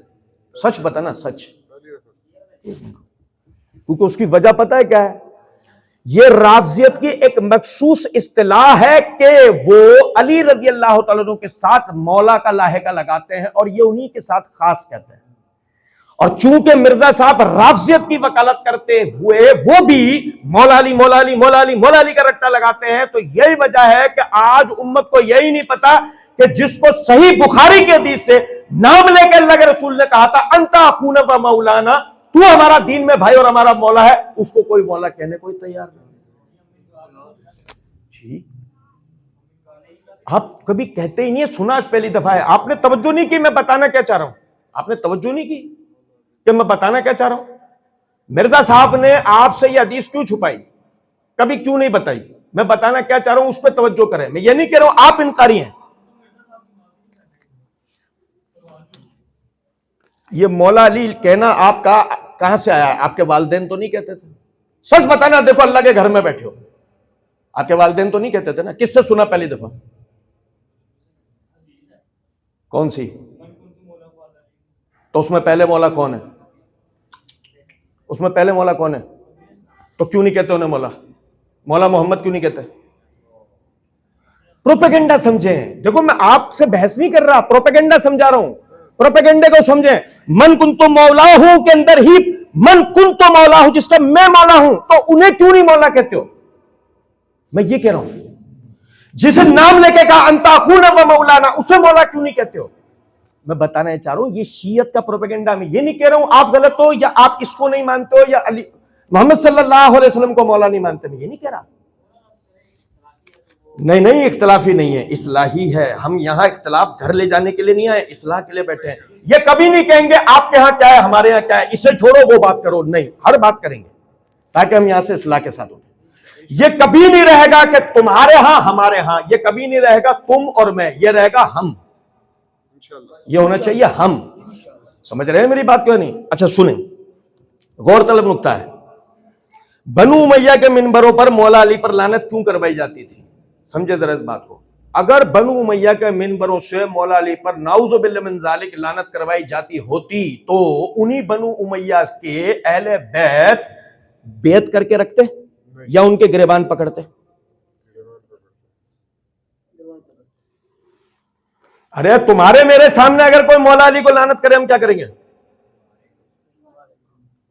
एक पप्पी इधर, एक पप्पी इधर, क्या करेंगे? जो एक गैरतमंद आदमी अपनी बिसात के मुताबिक कर सकता है वही करेगा ना भाई। मेरे जैसा कोई आदमी कहेगा भाई नहीं करो यार, मेरे जैसा आदमी यही कहेगा आप कुछ और गुमान करते हैं, ठीक। कम से कम ये होगा, कम से कम ये होगा कि वो मजलिस से उठ के चला जाएगा। और क्या समझते हैं आपको, मजलिस से उठ के सिर्फ अहले बैत जाएंगे या साहब रसूल भी जाएंगे? तो वो क्या जिन्नात को बैठ के खुतबे देते होंगे? दो में से एक बात माननी पड़ेगी कि ये मन गढ़ंत बात है। अच्छा मुझे बताएं, हाँ बुखारी में पढ़ के सुने, जिसमें मिनबरों का जिक्र हो, मिनबरों का, देखो मेरी बात सुनना, देखो नबी सल्लल्लाहु अलैहि वसल्लम ने फरमाया मोमिन गुल्फ नहीं करता, ला तगलू अन दीनकुम, अपने दीन में गुल्फ नहीं क्या करो, मुबालगा नहीं करनी चाहिए, जो बात जैसे हो वैसे बयान करनी चाहिए ना, जो बात जैसे हो वैसे बयान करनी चाहिए ना। सुन्नत रह बात को। आपने यहां पर लफ्ज कहा है बनु उमैया के मिनबरों जमा का लफ्ज इस्तेमाल किया है, यह मिर्जा बोलता है। और मैं आपसे कह रहा हूं कि अगर सही बुखारी में मिनबरों का लफ्ज हुआ, मैं आपका साथ देने को तैयार हूं, मैं मिर्जा साहब की शागिर्दी इख्तियार करूंगा। आप समझे नहीं, जिस तरह मौला अली में गलती हुई उस तरह मैं दूसरी इस्लाह की करवा रहा हूं, मिनबरों। अभी भी नहीं समझ रहे मैं क्या कह रहा हूं? आपने यहां लिखा मिनबरों, क्या बुखारी की रिवायत में मिनबरों का लफ्ज है? मेरी बात सुने, मैं क्या कह रहा हूं, मेरी बात पर फोकस करें। मैं ये कह रहा हूं गुल्फ ना करें, मुबालगा अराई ना करें, जैसा था वैसा बोलें, जैसा लिखा है वो बयान करें। अगर आपने जो लिखा है वो बयान नहीं करा, इसका मतलब आपने अपने मुसलमान भाइयों पे तोहमत लगाई।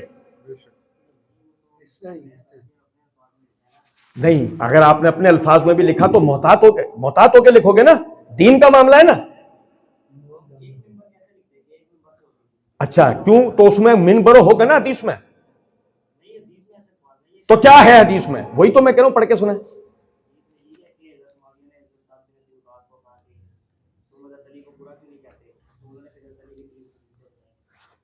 यह हदीस कंप्लीट हो गई। अब देखो, मेरे साथ इंसाफ करना, मेरे साथ इंसाफ करना। इसमें मिनबर कहीं आया जो आपने सुना? एक मिनबर भी नहीं आया। आपने तो मिनबरों का है, एक मिनबर नहीं आया। देखो मेरी बात समझो, मैं देखो आप क्या, मैं फोकस करें, मैं क्या बताना चाह रहा हूं। मैं कह रहा हूं आपने लफ्ज क्या लिखा था? मिनबरों। जिससे आप तासुर क्या दे रहे थे? ये काम गवर्नमेंट लेवल पर होता था, यही तासुर दे रहे हो ना। फिर जो हदीस पढ़ के सुनाई उसमें मिनबरों तो छोड़, मिनबर भी लफ्ज नहीं है, आपने सुनाई। मैंने तो नहीं कुछ कहा एक लफ्ज भी, ठीक है। मैं फिर आपको एक मौका दे रहा हूं, हो सकता है भी आपको याद ना आ रहा हो, आपको कुछ देर में याद आ जाए, ठीक है। कुछ देर में भी याद हो जाए ना, आप बेफिक्र होकर सुनाना। मैं यहीं बैठा हूं, बेफिक्र होकर सुनाना। उससे पहले एक नुक्ता समझ लो, और उससे पहले नुक्ता क्या है? आपने कहा बनु उमैया के मिनबरों से, ये तो अभी हम देखेंगे, मिनबरों कहीं भी नहीं है, ठीक है। मौला अली पे लानत क्यों करवाई जाती थी? मैं कह रहा हूं कि अगर ऐसा होता, अगर ऐसा होता तो हजरात अहले बैत बनु उमैया की बेयत करे रखते? पहले इस पे फोकस तो करें। मैं क्या कह रहा हूं, जवाब देने की जल्दी मत करें, फोकस करें। मैं क्या कह रहा हूं कि अगर ऐसा होता तो क्या हजरात अहले बैत, अली के भाई, अली की बहनें, अली के भतीजे, अली के भांजे, अली के चचेजाद भाई, अली के फूफीजाद भाई, जितने बनु हाशिम है, क्या वो उनकी बेयत करके रखते हैं? चश्मे वाले भाईजान करके रखते हैं? एक मिनट, नहीं आपसे नहीं कह रहा, करके रखते हैं? नहीं करके रखते ना। इसकी मिसाल बिल्कुल आसान है यार।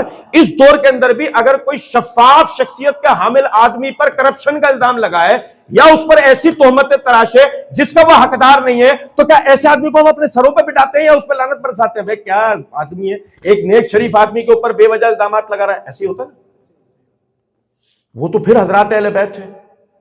यहां तक समझ गए? यहां तक समझ गए बात? अब दोबारा वो रिवायत पढ़े जो आपने अभी पढ़ी। मैं इसीलिए तो कह रहा हूं दोबारा पढ़े, पढ़े। नहीं, मैं कह रहा हूं दोबारा पढ़ लें, अल्लाह आपको बरकत देगा। जी बताएं, बताएं।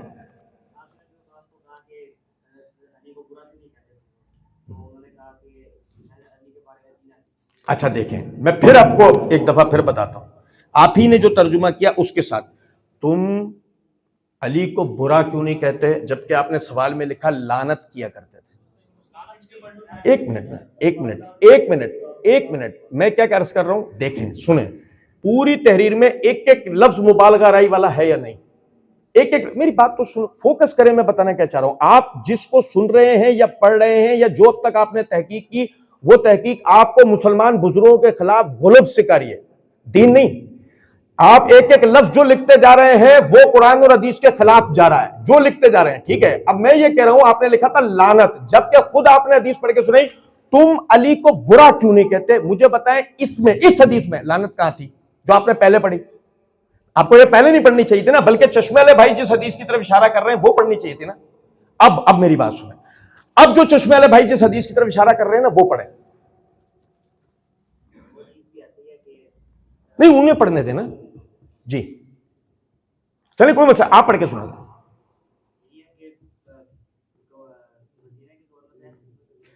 मैं बताता हूं, अगर मैं गलत कह रहा हूं तो आप मुझे मेरी सलाह कर दीजिएगा। नहीं ऐसे नहीं है भाई, इस तरह है, ठीक है। मैं अल्फाज हैं सही मुस्लिम के अंदर कि मरवान के खानदान के एक शख्स ने साद रज़ी अल्लाह तआला अन्हु को कहा कि तू अली पर लानत क्यों नहीं करता?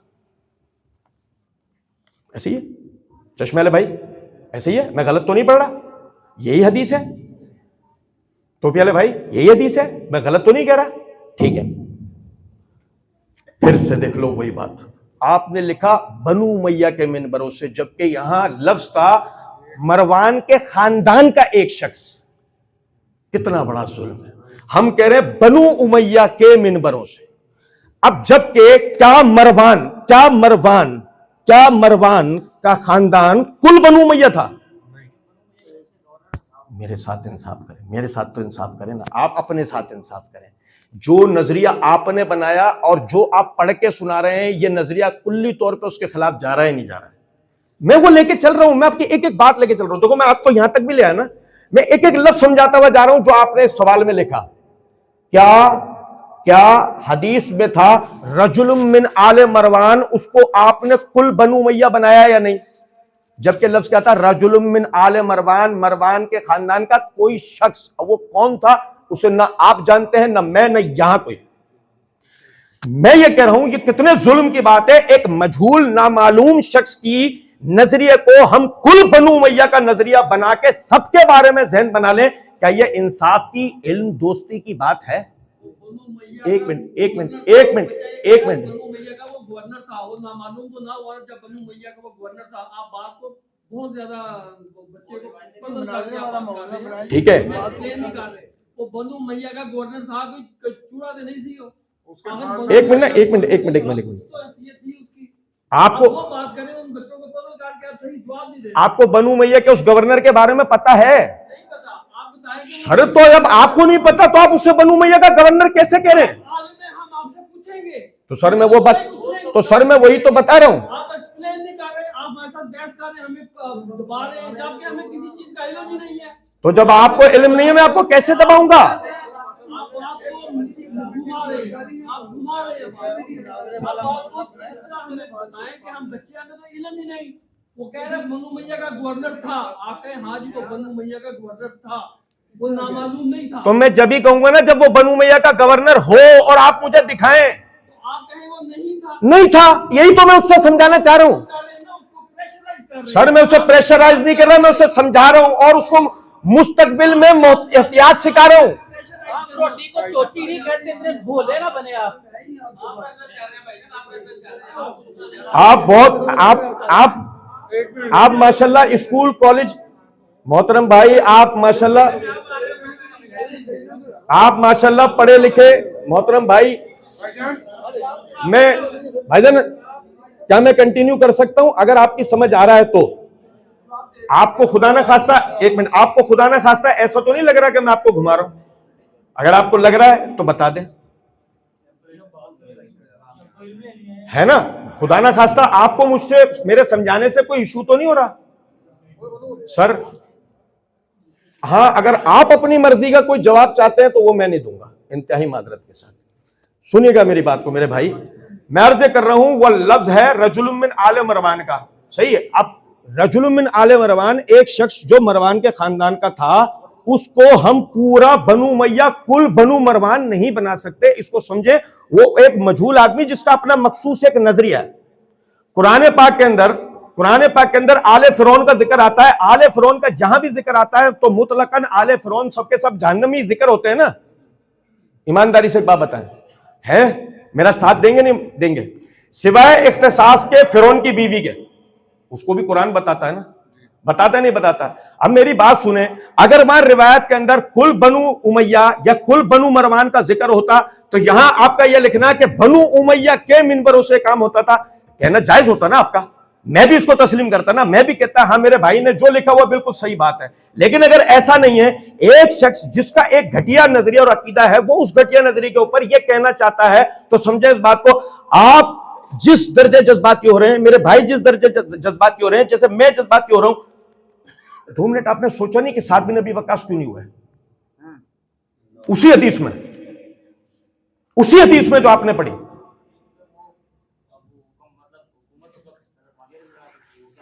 बिल्कुल आपने बिल्कुल दुरुस्त बात की। मैं आपका साथ देता हूं, आपने बिल्कुल दुरुस्त बात की।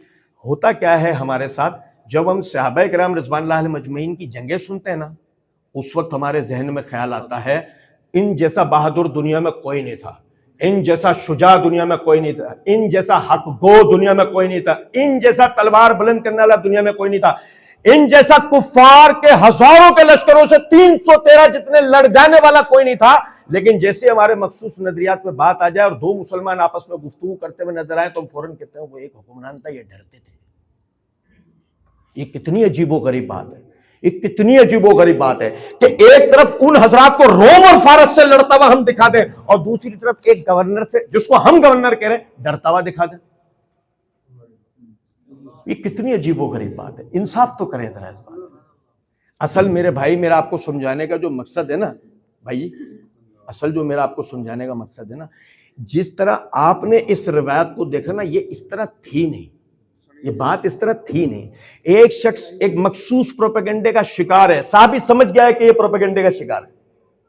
अगर हकीकत में वो प्रोपेगेंडा यानी मेकर होता, साहब पता है क्या करता? यही था ना उनका काम। खवारिज के साथ क्या किया था, क्या कहा था उन्होंने? कब्बहल्लाहु वजहू, अली रज़ी अल्लाह तआला अन्हु के लिए कहा था ना उन्होंने, कब्बहल्लाहु वजहू, अल्लाह इसके चेहरे को बर्बाद कर दे। साहबा ने खवारिज के साथ क्या किया था? बताओ बताओ बताओ। जिसने अली के चेहरे पे लानत की थी, साहबा ने उसके साथ क्या किया था? अरे आपको भागे हुए लोगों के अलावा दुनिया में लड़ता हुआ कोई खारजी नहीं मिलेगा जिसे साहबा ने अपनी तलवारों से चुन के कीमा ना बना दिया हो। क्या कहा था उन्होंने अली को? कब्बहल्लाहु वजहू, साहबा ने जवाब में कहा करमल्लाहु वजहू, अल्लाह इसके चेहरे को इज्जत दे, अल्लाह अली के चेहरे को इज्जत दे। साहबा तो वो थे, ये थोड़ी कि कोई 2 टके का मजहूल शख्स खड़ा होता और हकीकत में वो उसको यकीनी बुनियादों पे बानियत अली के बारे में बात कर रहा होता और वो सुन के कहते अच्छा तुम गवर्नर हो, हम तुमसे डर गए। ऐसा नहीं, ये गलत मंजर कशी की जाती है। ठीक है, यहां तक मेरी बात समझे? अब मैं इसको देखें आगे लेके चलता हूं। आपने कहा कि जी क्या ये बुग़्ज़ अली है या खिलाफत की चाहत? याद रखें इस बात को, हमें जमहूरियत और खिलाफत के दरमियान ना फर्क करना पड़ेगा। जमहूरियत में भाग दौड़ करके हुकूमत हासिल की जा सकती है, खिलाफत में नहीं। हमने पहले भी सवाल किया था कि आपने कहा था कि वो खुलफा में आते हैं, वो तो हमने बात ही नहीं की। वो आप सल्लम की हदीस है सन नबी 4646 कि मेरे बाद खिलाफत 30 साल रहेगी, उसके बाद मलूकी शुरू होगी, जो कि आपको पता किससे शुरू हुई होगी, आप बेहतर जानते हैं। हम तो आप समझे नहीं, मैं ये बात नहीं कर रहा। मैं जो कह रहा हूं ना वो ये कह रहा हूं, खिलाफत है ना, खिलाफत मेहनत से हासिल नहीं की जाती, चुना जाता है खिलाफत में। यदि अगर मैं लड़के भी चाहूं ना कि खलीफा बन जाऊं तो एक बादशाह तो बन जाऊंगा, एक काहिर हुक्मरान तो बन जाऊंगा, खलीफा नहीं बनूंगा। तो आपने कहा कि खिलाफत की चाहत थी। मैं बताना क्या चाह रहा हूं, या आप किसी शख्स के मखसूस जुमले बोल रहे हैं जो वो अपनी जहालत की बुनियाद पे कहता है, क्योंकि उसे चीजों का पता नहीं है, उसे मसाइल का इल्म नहीं है, वो शरई चीजों को जानता नहीं है। खिलाफत है ना, कोशिश से हासिल नहीं की जाती। शूरा अपने में से एक शख्स जो कि बेस्ट ऑफ द बेस्ट होता है उसे चुनती है और अवाम तौन और करहन प्यार से जबरदस्ती से उसकी बेअत करती है। यह खिलाफत है। यहां तक समझ गए? यहां तक समझ गए? अच्छा, खिलाफत 30 साल वाली हदीस सही है ना? आप मेरा साथ देंगे या मैं आपका साथ दूं? मैं आपका साथ देता हूं।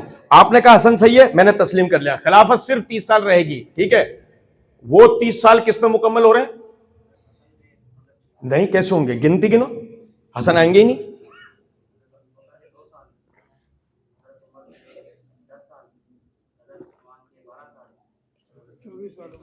प्लस तो करते जाओ,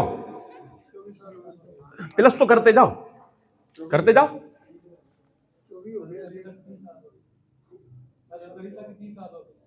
हजरत अली तक 29.5 साल होते हैं, 6 महीने खलीफत है, हसन खलीफा हो गए, मान लिया। यहां तक क्लियर है? अब तो कोई टेंशन नहीं होगी। उमर बिन अब्दुल अजीज खलीफा राशिद हैं।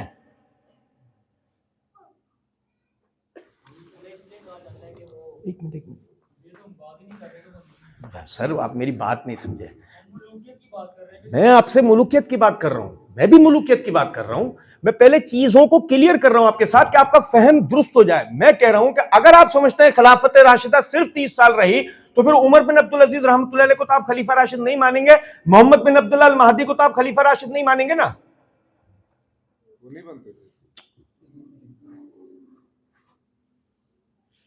सर, मेरा साथ दीजिए। मैं आपकी तरह तालिब इल्म हूं, मैं जो चीज को समझ रहा हूं आपको बता रहा हूं, उस पर फोकस करें। आपने कहा खिलाफत 30 साल रहेगी, मैंने आपके साथ दिया। मैंने क्या कहा? मैं आपका साथ दूं? आपने कहा दे दो, मैंने दे दिया। मैं आपको गिनती गिनवाता ला, इसलिए कि हसन का नाम भी ले दिया, आप उसमें कर लोगे ना एडजस्ट। हाँ ठीक है, हसन रज़ियल्लाहु तआला अन्हु आ गए। अब वो अगर खिलाफत 30 साल वाली हदीस सही है तो उमर बिन अब्दुल अजीज अब खलीफा राशिद नहीं रहेंगे बल्कि एक मुलूक माने जाएंगे, क्योंकि हदीस में क्या अल्फाज है? उसके बाद काट खाने वाली मुलूकियत होगी। तो अब उमर बिन अब्दुल अजीज क्या हुआ है? एक काट खाने वाले मुलूक।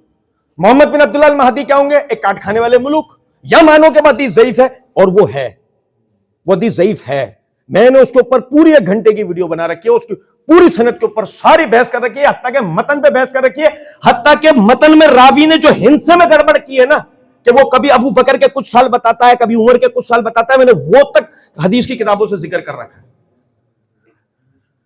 इसीलिए तहकीक का नुक्ता दिया आपको। मेरे पास किताबें होती, मैं यूं दिखाता आपको। मोहम्मदी लाइब्रेरी के नाम से यूट्यूब पर मेरा चैनल है, उसको सब्सक्राइब कर लीजिएगा, उसमें ये तमाम चीजों की आपको तफसीलात मिल जाएगी। लेकिन ज़मनन तहकीक का एक नुक्ता दिया है आपको कि अगर हम समझें कि खिलाफत 30 साल वाली रिवायत वो साबित शुदा है, तो कितना खतरनाक बात है कि हमारे हाथ से उमर बिन अब्दुल अजीज और मोहम्मद बिन अब्दुल्ला अल महदी ये निकल जाएंगे। मैं ये लूं, ठीक है जी पर्ची। हाँ, दूसरा सवाल ले लूं? नहीं, आप करना चाह रहे हैं बात? हाँ जी बताएं, क्या कह रहे हैं?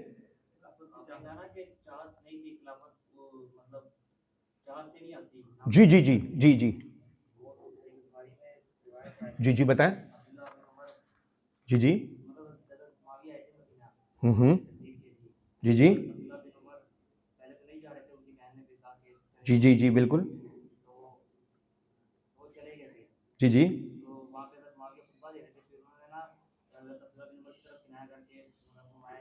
उसमें देखें, हदीस में ये अल्फाज हैं कि वो हजरत अब्दुल्ला बिन उमर की तरफ देख रहे थे। नहीं देखें, हदीस में देखें, ये अल्फाज हैं। नहीं है, नहीं हदीस में अल्फाज। आप उसमें देखेंगे ना, हदीस में अल्फाज नहीं है। कहें तो मैं निकालूं अरबी इबारत?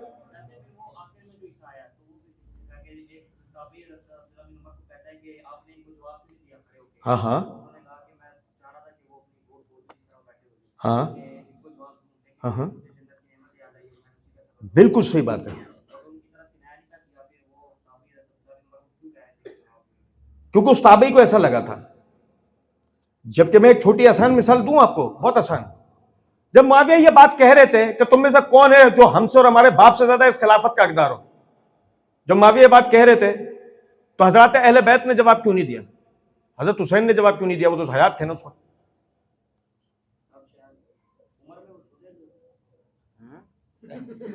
कुस्तुम दुनिया की लड़ाई लड़ चुके थे अल्हम्दुलिल्लाह। उम्र थी 51-52 साल से ऊपर है। हुसैन रज़ी अल्लाह तआला ने जवाब क्यों नहीं दिया? कभी सोचा?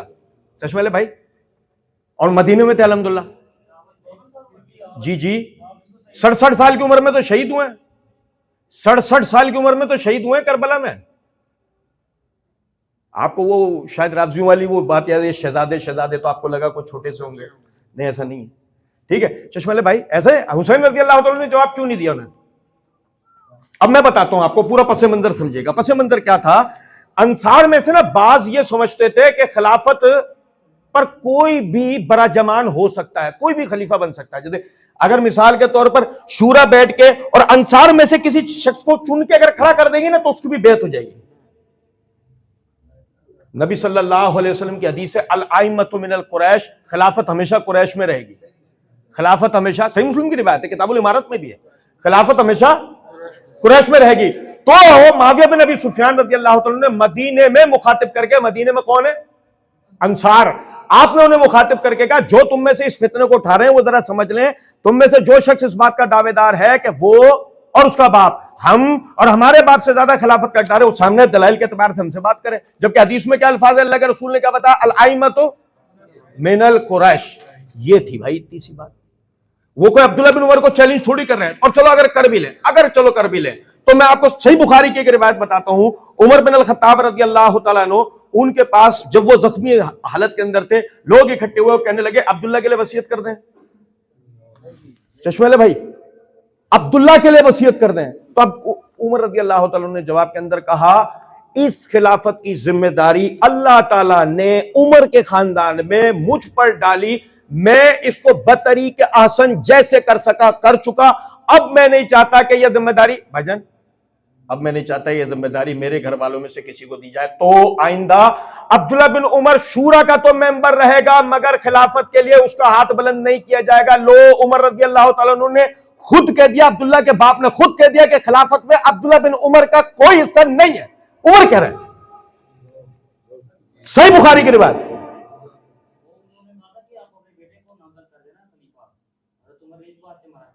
तो मैं क्या कह रहा हूं, मैंने क्या कहा भाई, मैंने भी तो यही बात की है मेरे भाई। मैंने कब मना किया? मैं तो ये कह रहा हूं कि अगर उस वक्त मुआविया रज़ी अल्लाह तआला जब ये कह रहा हूं और आपको ऐसा लगा कि शायद वो अब्दुल्ला बिन उमर रज़ी अल्लाह तआला को मुखातिब करके कह रहे थे, तो अब्दुल्ला बिन उमर रज़ी अल्लाह तआला उनको जवाब देते भी क्यों? क्योंकि उनके वालिद ने तो खुद कह दिया कि मेरे बेटे अब्दुल्ला का इस खिलाफत में कोई हिस्सा नहीं है। आप समझे ही नहीं ना, मैंने आपको बताया कि अब्दुल्ला बिन उमर रज़ी अल्लाह तआला अन्हु या उनके वालिद का जिक्र किया ही नहीं। उस हदीस में ऐसा कुछ भी नहीं है कि मुआविया रज़ी अल्लाह अन्हु का इशारा उनकी तरफ हो। मैं आपको बताऊं, इतनी देर से हम दोनों गुफ्तगू कर रहे हैं ना, कितनी मर्तबा मिसअंडरस्टैंडिंग हुई। कभी आपको मेरी बात नहीं समझ में आई, कभी मुझे आपकी किसी बात से मिसअंडरस्टैंडिंग हुई। ऐसा हो जाता है भरे मजमे में। बाद मर्तबा गुफ्तगू के दौरान जब फोकस की कमी होती है तो आदमी को ऐसा लगता है कि शायद मुखातिब मैं नहीं हूं, या शायद ये बात इस तरह नहीं है, शायद इस तरह ये बात है। हम माशाल्लाह क्लास में होते हैं, आपने लेक्चर्स अटेंड किए, हो जाते हैं ना इस तरह के मामले, तो हो जाते हैं। अब्दुल्ला बिन उमर रज़ी अल्लाह तआला अन्हु को या उस ताबई को उस वक्त ऐसा लगा था कि शायद मुखातिब हुए, जबकि मुखातिब वो थोड़ी थे। चले उसको छोड़ दें, अब आगे बढ़े। सही बुखारी किताबुल फितन के अंदर हदीस है, अब्दुल्ला बिन उमर रज़ी अल्लाह तआला अन्हु यजीद की बेत वाले दिन आपने ऐलान करते हुए कहा अपने खानदान वालों को जमा करके, तुम में से जिस शख्स ने भी यजीद की बेत नहीं की उसका मुझसे कोई ताल्लुक नहीं होगा। ये सही बुखारी की रिवायत। अब मुझे बताएं कि अगर यहां मसला मुआविया और बनु उमय्या की खिलाफत का होता है या इस तरह का मामला होता है कि उनका कोई हिस्सा नहीं फला, तो अब्दुल्ला बिन उमर रज़ी अल्लाह तआला इतना स्ट्रिक्टली अपने खानदान के लोगों को इकट्ठा करके यह बात क्यों कह रहे हैं कि अगर तुम में से किसी ने यजीद की बेअत नहीं की तो उसका मुझसे कोई ताल्लुक नहीं होगा?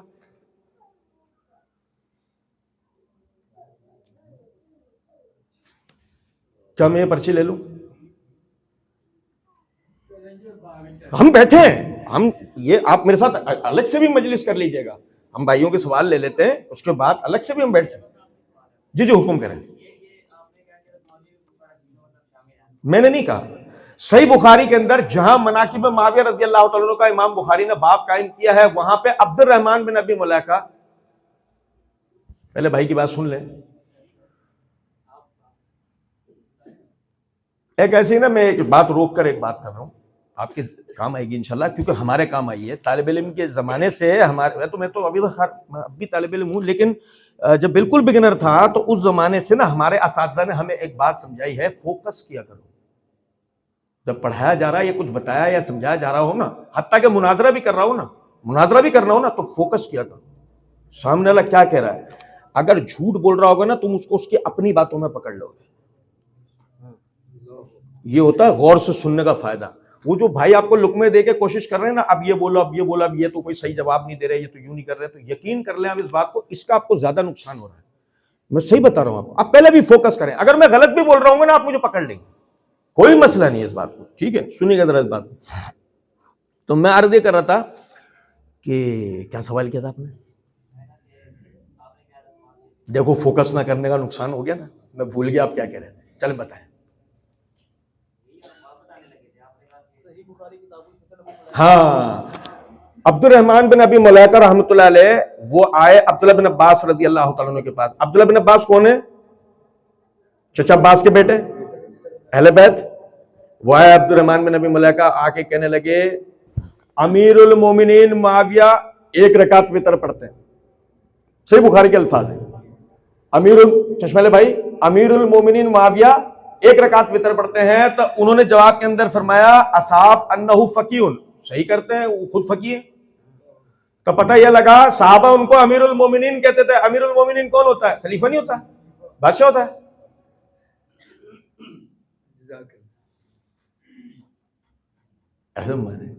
इसमें तो मेरा साथ दें, बुखारी की रिवायत है। या आप ये कहते हैं कि अब्दुर्रहमान बिन अबी मुलैका नासबी था।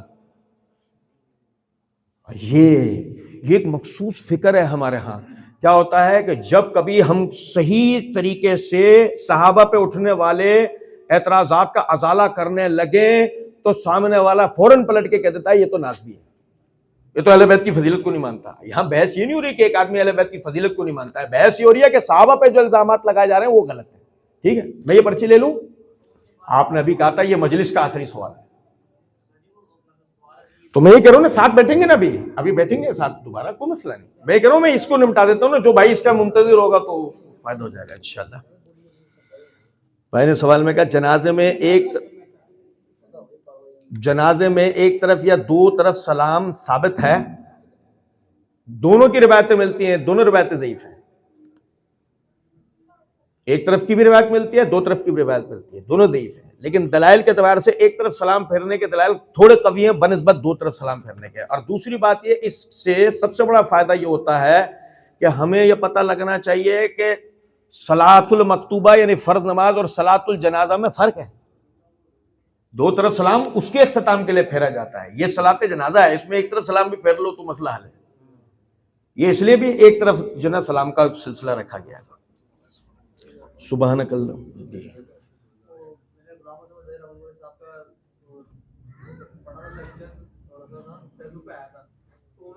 इन भाइयों को दरवाजे पे किसी की जिम्मेदारी लगाए, दोनों भाइयों को जाने ना दें जी, वो चले जाएंगे रशूल अभी सर। अच्छा जी, अमनपुरी साहब,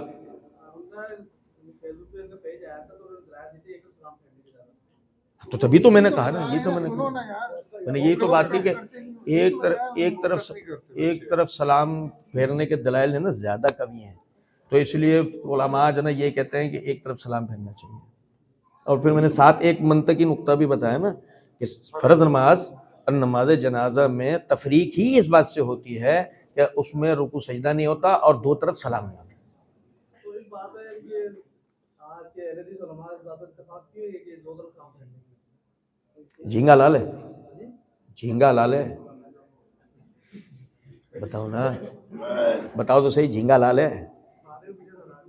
अरे समझे नहीं, खा रहे हो तो हलाल समझ के खा रहे होगे ना, तो आपकी नज़र में हलाल है।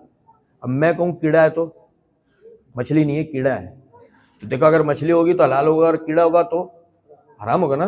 तो अब इसकी पहले तहकीक होगी बायोलॉजिकल एतबार से कि वो मछली है या कीड़ा है, तो आपने किए नहीं की ना। हमेशा याद रखें जिसे आप इख्तिलाफ समझ रहे होते हैं ना, वो बाज़ मरतबा इख्तिलाफ नहीं होता। एक आलिम किसी मसले में बिल्कुल गहराई तक जाके तहकीक करता है, उस मसले में कोई और राय इख्तियार कर लेता है। एक आदमी उसमें ना सरसरी देखता है, बाज़ मरतबा उसके वाले से बात करता है, हमें ऐसा लगता है इख्तिलाफ है। ये इख्तिलाफ थोड़ी, इख्तिलाफ पता है क्या होता है? अभी रात हो रही है, ये कहने अभी दिन हो रहा है, ये होता है समझ रहे? इख्तिलाफ इसको थोड़ी कहते हैं कि आदमी क्या अभी रात हो रही है, हाँ साथ में सर्दी भी हो रही है, नहीं यार सर्दी नहीं हो रही, रात हो रही है भाई, सर्दी भी हो रही है, ये इख्तिलाफ थोड़ी होता है। एक बंदा जाके बाहर देख के आ गया, उसको सर्दी भी दिख गई, वो साथ सर्दी का भी इजाफा कर रहा है, ये है। सुभानक अल्लाहुम्मा अशहदु अन ला